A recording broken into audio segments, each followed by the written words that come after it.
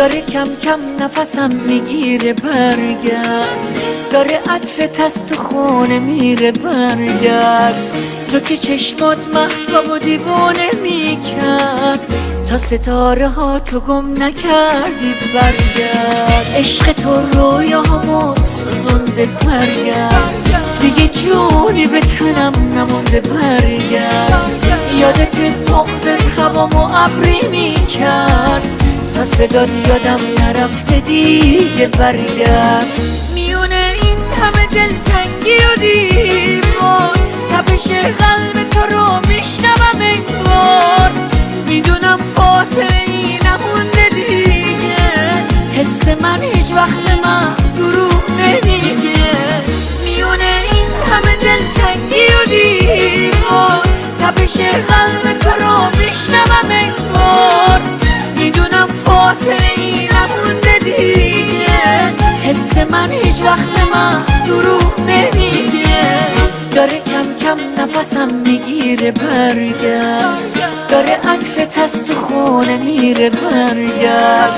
تو که چشمات مهتاب و دیوانه میکرد، تا ستاره ها تو گم نکردی برگرد.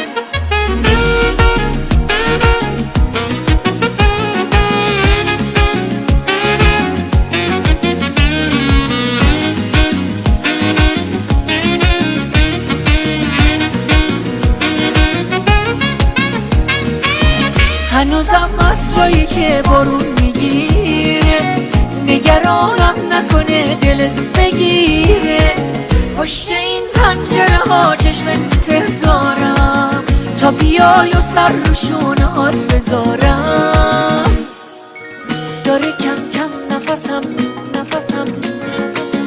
داره عطرت میره برگرد، داره کم کم نفسم میگیره برگرد. داره عطرت از تو خونه میره برگرد. تو که چشمات مهتاب و دیوانه میکرد، تا ستاره ها تو گم نکردی برگرد. میونه این همه دلتنگی و دیوار، تپش قلب تو رو میشنوم انگار. میدونم فاصله ای نمونده دیگه، حس من هیچ وقت من دروغ نمیگه.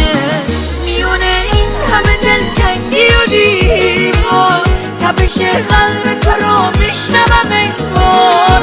میدونم فاصله ای نمونده دیگه، حس من هیچ وقت من دروغ نمیگه. داره کم کم نفسم میگیره برگرد، داره عطرت از تو خونه میره برگرد. تو که چشمات مهتاب و دیوانه میکرد، تا ستاره ها تو گم نکردی برگرد.